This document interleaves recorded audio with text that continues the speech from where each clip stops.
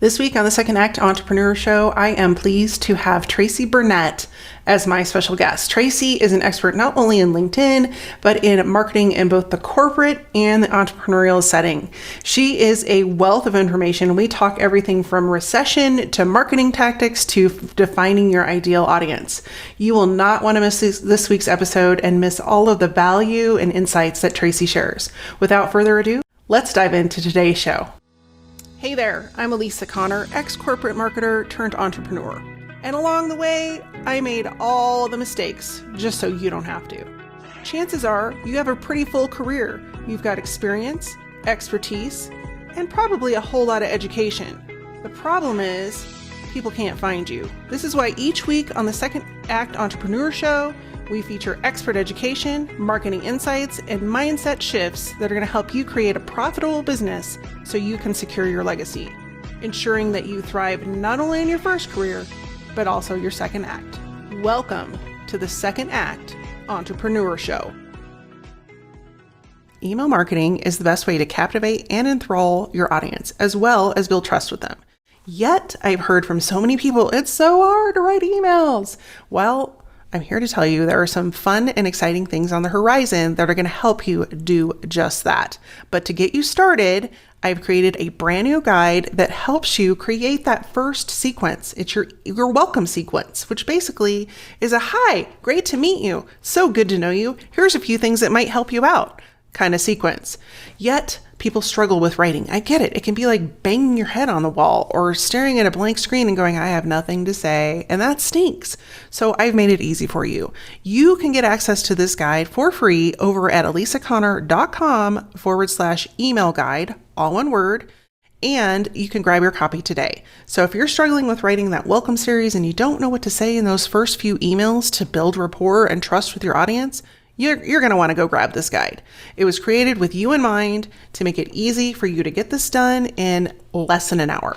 So go grab the guide today at alisaconnor.com/email guide. And I look forward to seeing you in my inbox.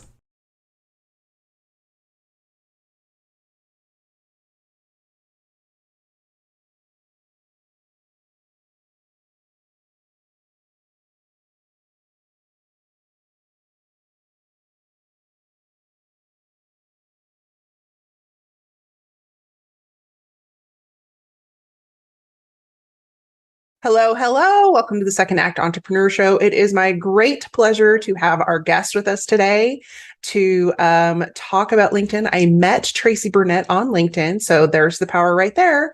And she is phenomenal. Welcome to the show, Tracey. How are you? I'm great. Thank you very much for having me. I am so excited, and you'll be captivated by her fabulous accent to those of you listening in the US, because it's wonderful to listen to her. So Tracey, you and I met on LinkedIn and we've had multiple conversations, and you really are the LinkedIn master. And so before you became the LinkedIn master, tell us a little bit about your story. How did you get to becoming an influencer on LinkedIn and really helping people to grow their businesses on LinkedIn? What did you do before that? Well, I've always been in marketing, but I started off in corporate, as so many of us do. So I worked with Unilever many, many years ago, 40 years ago, so long time. And I had various jobs in corporate and financial services, big banks, things like that. And then was director of a design consultancy. And then in the middle of a recession, decided that it would be a really good time to start my own business.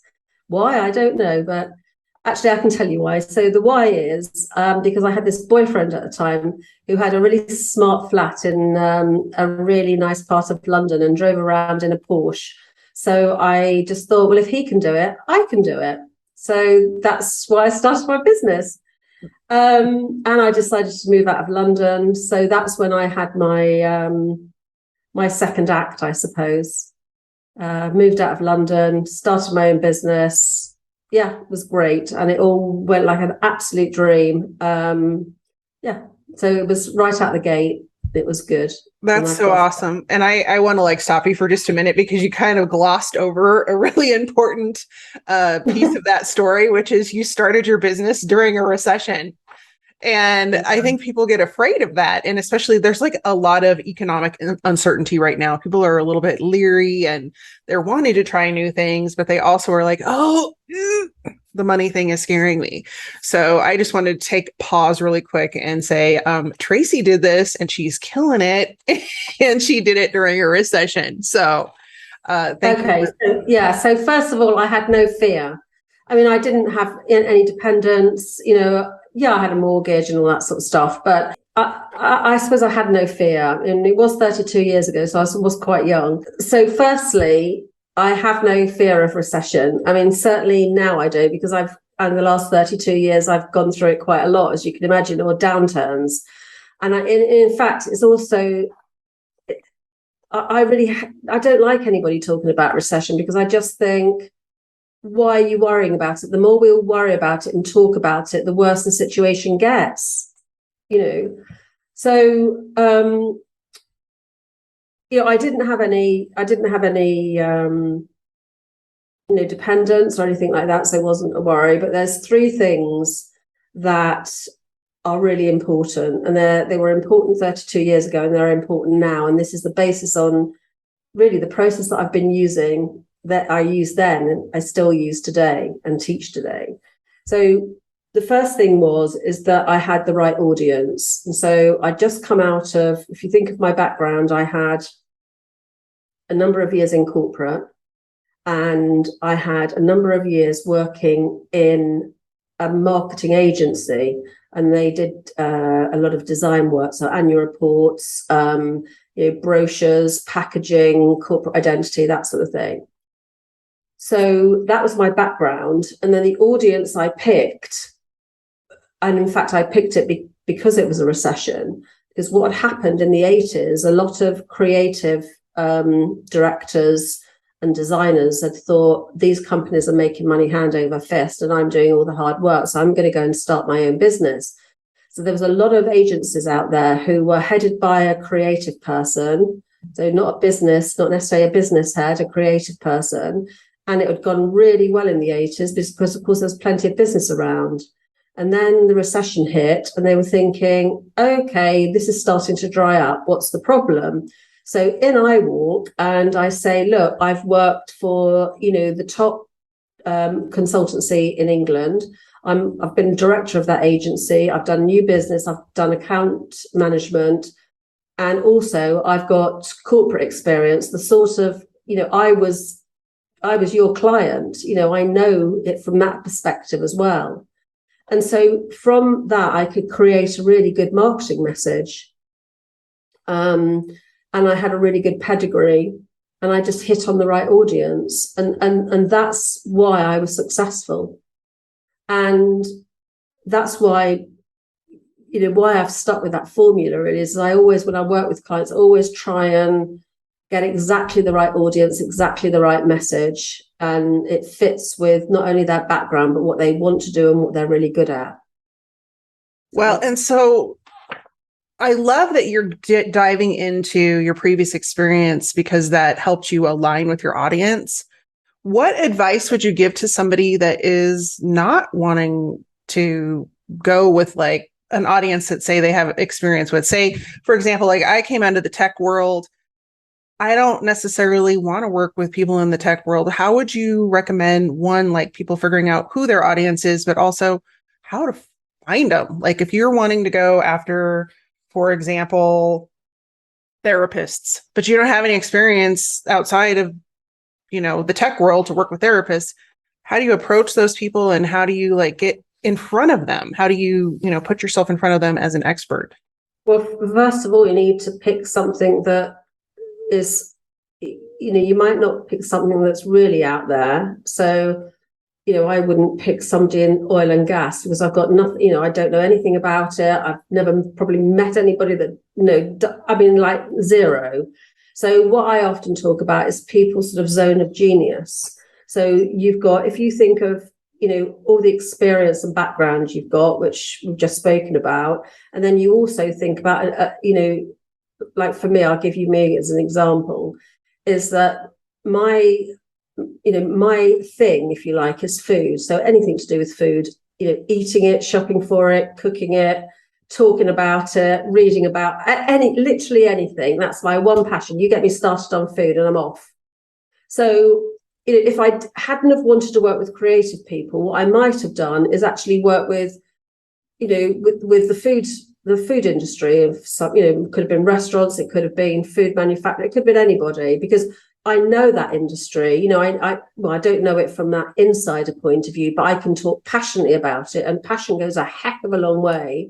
And I'm very, I'm still and was then very familiar with what's going on in that arena. It doesn't matter, in many different facets. Might not be that deep, but that would get me through and get me started. I love that. And that's such great advice. And I think one thing that we kind of glossed over that we didn't talk about that is really, really important, and I know you believe in this too, is getting really clear before you start even jumping into the arena, who it is you're talking to. Because I think a lot of times people start a business and they're like, I'm going to help everyone.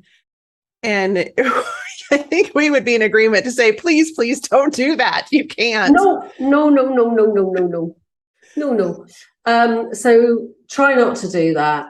I mean, I'm not saying never do it, but try not to do that, because if you've got people talk about an avatar, but that actually is quite a good way of looking at it, because if you've got somebody that you really want to work with, like it could be an old client, it could be somebody you've worked with, it could be somebody in your family, a friend or whatever, and you think, God, they would be my ideal client, you can really get a picture of that person in your mind. And you can, we really need to understand what their pains and issues and challenges and everything are, and also what they want to achieve. Because if we don't understand that, and I'm not saying guess it either, I mean, really understand it by researching and talking to people. If we don't understand that, then we're not really going to be that successful, because, as a business, we're trying to bridge that gap between, where they are now and where they want to be. Yeah. So that is absolutely crucial. I agree. And then that, leads us right into the next topic, which we were going to talk about is, creating really clear messaging for those people. And you kind of touched on it a little bit when you talked about like doing the research to figure out who those people are. I think, tell me if I'm alone in this, but I think that's probably where people really get stuck when it comes to getting clear with their messaging, is they aren't clear about who they're talking to, and they haven't done the research to figure out what are they struggling with, where are they at in their business, and they just kind of create some generic messaging around what they want to put out there versus what those people are actually looking for. What are your thoughts on that? Oh God, so many. I mean, how long have you got? I mean, yeah, you need to get the messaging right. So unless you're using the language that they actually use themselves, it's not going to resonate. You need to get that sort of emotional connection. You need people to feel that you're in their heads, that you really understand them, number one. God, there's so many things. Messaging, often we come at it from our point of view. Like if I just said, oh, I do LinkedIn, I train people on LinkedIn. I mean, that's not very exciting, is it? Nobody wants to buy training. They want to buy results. And whenever I do research with my clients and I ask them what their biggest challenge is, there's only two answers I get. They either say finding clients or getting clients. And so that's the language I want to use. I mean, I don't particularly like that language, but, I would have put it differently. But, you have to go back to the language that people use, because that's what resonates. Right, right. And I think people, they either gloss over it or they don't pay attention and they're not listening. And so they don't know what language to use. And I think that's where the muddling comes when it comes to creating that message clarity, which ironically leads us right into the next topic, which, we're talking about messaging. And a lot of times people think, oh, messaging is just what you put on your website or just what you might have in a signature talk or something like that. But when we're talking about messaging, it's something that we need to make sure is happening throughout our brand and that it's consistent. And so can we touch a little bit about how that plays when it comes to LinkedIn and creating messaging over there, and where are the significant places to put that messaging And what are some ways that you can stand out? Because all social media at this point is there's a lot happening over there, and there's a lot of, I would say, noise, and we want to be able to stand out from that noise. Again, I could give such a big answer to this question, but it's all about doing the work in the right order. If you've thought about your audience, you've done the research, you know the words that they're using, you understand what their pains, issues, and challenges are, you know where they want to be, and therefore it's much easier to come up with what I call a client magnetizing marketing message. And then that you just apply to, you apply to everything you do in terms of your website, your profile, and you might not use it verbatim, but from the work that you do up front, which is all about target audience and everything we've talked about with them, what your services or products are that actually help them, what's the bridge to get them from where they are to where they want to be. That's your product or services. So your messaging goes through everything. But when you come to think about what your content plan is, for example, because really that is your content is your message in its wider sense, I suppose. And so what are your content pillars? So if you are an executive coach who specializes in financial services market, then, your pillars might be, the pains and challenges and whatever, they have personally, their marketplace in terms of financial services. It could be, you might specialize in, NLP or something like that. So one of your pillars might be NLP. So you come up with 3 to 5 things maximum that you stand for, where you want to somehow project your messaging. And so you working within a loose framework, but a fairly loose framework when it comes to content. So for me, I've got 4. I choose what I call the Unshakable Business Foundation, which is audience, messaging, positioning, products and servicing. So I can talk forever on all of those subjects. And then I've got like visibility and credibility on LinkedIn, and I've got a wide range of subjects I can talk about there. And then the final bit is maximizing your sales, how you take people from booking a meeting to actually getting their credit card details. And then my 4th pillar is just general marketing, because I've only been doing LinkedIn for 6 years. I mean, 6 years solid, but prior to that, 34 years, I've got a wide range of marketing experience. So, that's what separates me in a way, that I've got that LinkedIn piece, but I can look at a total business as well. Does that make sense? It totally makes sense. Yeah. Because you and I are cut from the same cloth. I don't have 32, but I've got 20 years of experience in marketing, and most of that in digital, the last probably 15 years in digital. And then, my specialty is email. And so, yeah, you have to understand the full picture before you can help people with a specific thing. I think LinkedIn is just one piece of the wheel. It's just one spoke of the wheel. And just like email marketing is one spoke of the wheel. So I'm really glad you pointed that out, because I think a lot of times people hire experts that are like, hey, I'm an Instagram expert.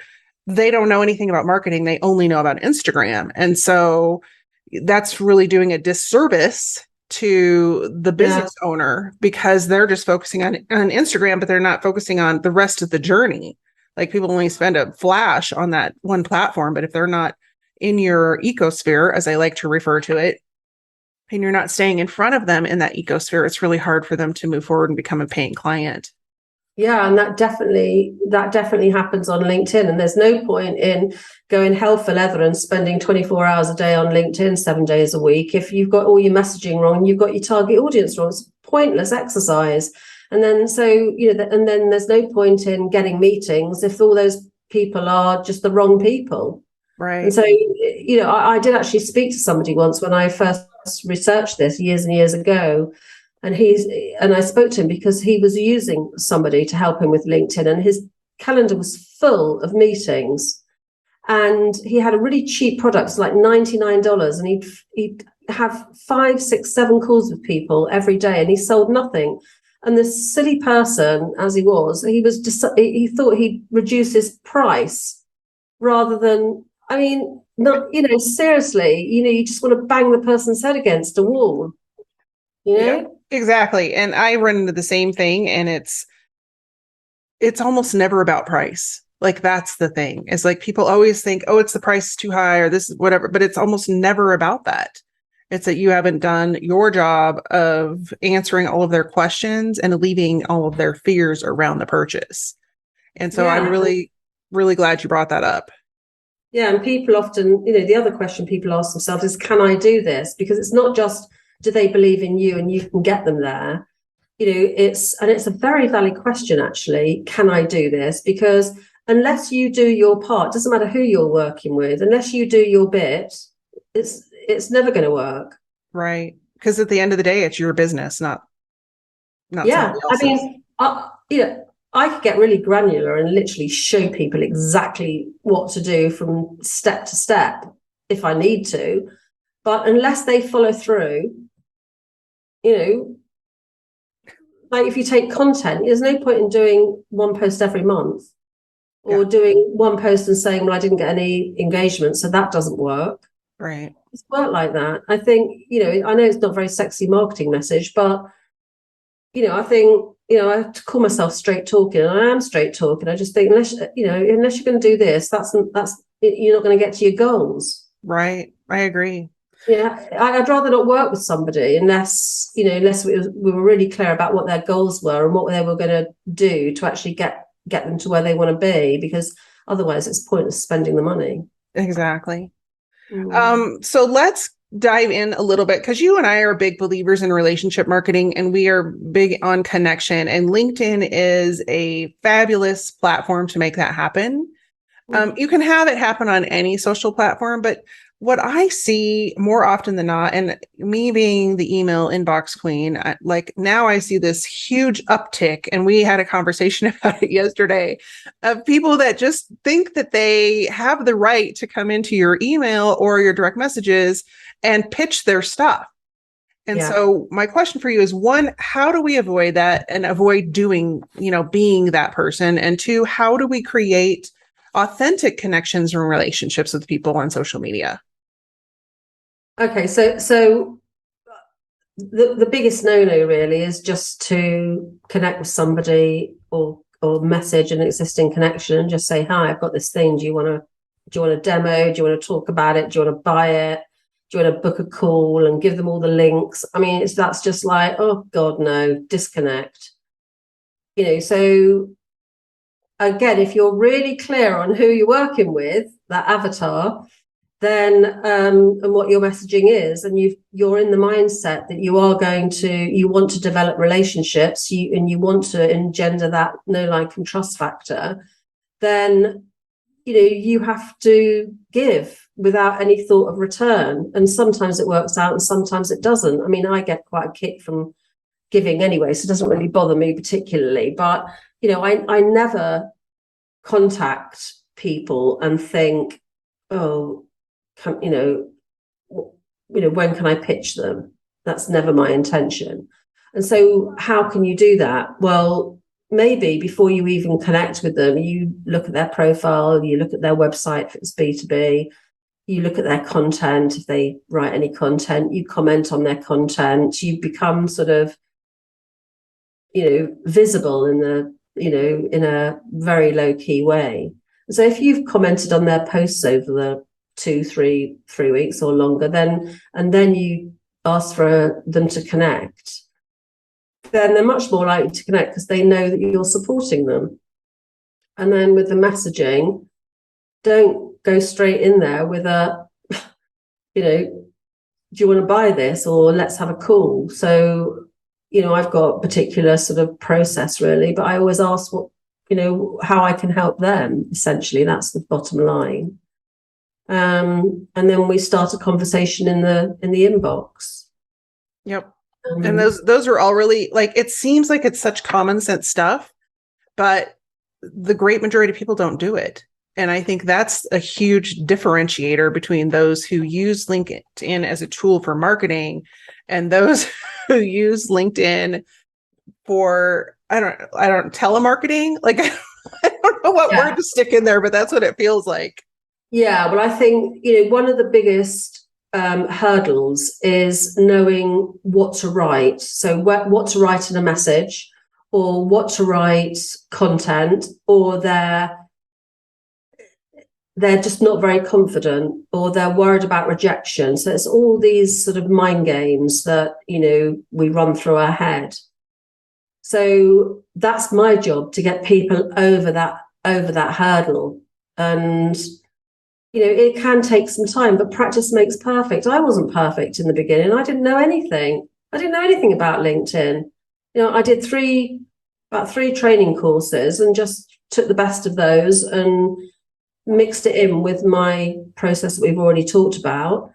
And I went from there. And if I look at the messaging which often I do come across, that I did a few years ago, I think, oh, God, no. And of course, times change as well. So, 6 years ago, there was lots of activity on LinkedIn, but there was not much spamming. And now the spamming has got really bad, and people have got, well, a lot's happened in 6 years, hasn't it, in the world. And I think, we're moving more and more towards personal relationships. I 100% agree with that. 100%. Yeah. So it was like falling off a log 6 years ago. Now it's, just takes a different process now, and consistency, keeping at it, taking the action. I mean, God, I know, boring, but, so true. Right. Well, and when I talk about messaging and connection with people, I always use the analogy of a cocktail party. Like, you wouldn't walk into a cocktail party and start talking to someone and say, here's my business card, call me, we should do business together. You would never do that. You would have a conversation about them. How was your family? What do you do for work? Do you have any outside interests? And we have these like natural conversations. And I think on social media, people try to skip over that connection and authentic relationship building. And you are absolutely right in that, one, it never went away. I think it was just, we were trying to find our way on social media for a long time. And two, it's always worked to have authentic connections. But one other thing I wanted to point out, and then I want to dive into one more thing with you, is that there's this misnomer in the world on both social media, email marketing, all this stuff, is that you have to have thousands and thousands of people that you're connected to make money. And so I would love for you to address that falsehood, for lack of a better term. Okay, so you don't need loads of people. You need the right people. So often on LinkedIn, you see people that got 15,000 connections, 60,000 connections, and then you look at their content and they get practically zero engagement. So, why is that? And the reason is that, and it could be historical, now, I won't go into that, but, if you've been on LinkedIn for a number of years, and, things have changed on LinkedIn now, but it was easier to build your connections. So if you've got loads and loads of connections, then say, go back to my executive coach who works with high level people in financial services, if you've got 60,000, 70,000 connections, but they're not high level people in financial services, they're, men with one leg, women with three arms, or whatever, and there's a wide variety of different people, then as soon as you put out a piece of content, LinkedIn, the algorithm shows it to a very small percentage of your network.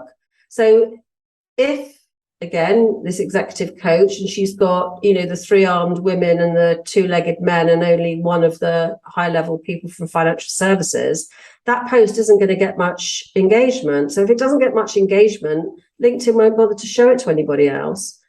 And you can imagine if you had, this is not possible, but, 100% of your target audience in your connections, and, a small percentage of them were shown one of your posts, and you've written it for your target audience. This is why audience is important. then you're going to get much more engagement, and therefore it can show it to more of your connections, and then it gets more engagement. So it shows it to more of your first connections and their first connections, and so the ball gets rolling. So I'm just a believer in quality over quantity, and so many times, because obviously I keep tabs on all of this. It just works. Yeah, and I love that, and it does work. And I've been around you now, like I can't remember exactly when we got introduced, but I want to say it was either at the beginning of this year or late last year. And so I've had the opportunity to kind of observe you in action. And it's really true. And I come from that same background of, connecting. And it used to be like face to face or belly to belly, as they say, connecting, but you can do the same thing on social media. And so my last question for you before I let you scooch out of here, or maybe the second to the last question is, when we're looking for those people that we want to connect with, so we might have like a bunch of connections from, say, our previous life that was in corporate or previous jobs or whatever, but we really want to connect with our new target audience. Where can we find those people? What do you recommend people do when they are wanting to connect with specific people on LinkedIn? Okay, so firstly, you need to be very clear about your audience, if you haven't got the message by now. So as soon as you know who it is, then there's a number of different things you can do. So firstly, you could subscribe to Sales Navigator, and you could search for those people on Sales Navigator and get yourself long lists of people who are in your target audience. You could take one person, maybe an influencer in the market, or a thought leader, or somebody that's got a lot of connections that is in that particular marketplace, and look at their connections if they don't make them private. Or you could look at the groups that they belong to. So again, going back to my example of the executive coach, looking for high-level people in financial services, he could look at, an ideal client that's got a lot of connections on LinkedIn, look at their groups and find people that way. Or you can just search for groups. So in the search bar, top left-hand side, you could put, leaders in financial services, or just start to type different things that relate to your audience. And you might find a group that is, leaders in financial services. And so you join that group. And in theory, if you're joining groups that attract your ideal audience, those groups should have at least some of your ideal audience in. And then the beauty of that is, if you're both group members, you can connect with first, second, and definitely first, obviously, second and third connections and people outside your network because you're in a group. Or again, you need to train the LinkedIn algorithm. So whatever you do on LinkedIn, LinkedIn's going to give you more of it. So if you start connecting with certain people, you'll start to get certain people recommended to you. You'll start to see more of those people in your newsfeed because they've written content.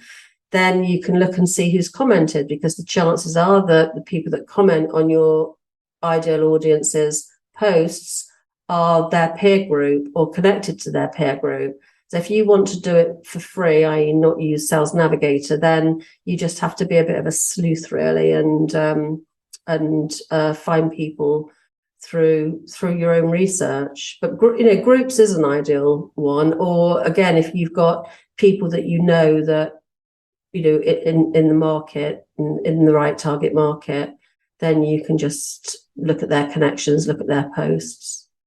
And you can start commenting on their posts, because then people in the target market will find you too. So that's just a few. Those are such great tips. And I think people often try to make it more complicated than it is.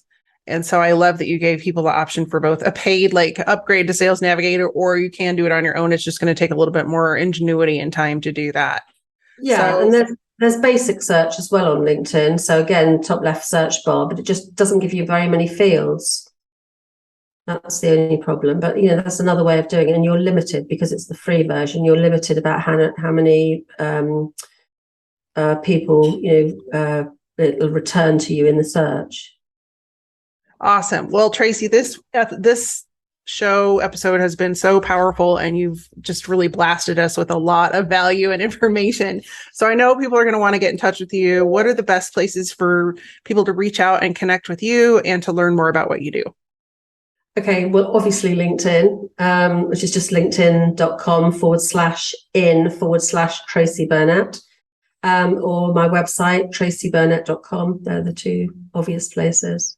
Awesome. And I will make sure those are linked up in the show notes so people can just click on them and find you right away. Anything else that you want to leave the audience with before we wrap up today's show? Yeah, I mean, just a bit of advice really, which is just, decide on a path and, be consistent and keep at it, because things don't happen overnight. Oh, such great advice. And it couldn't be more true.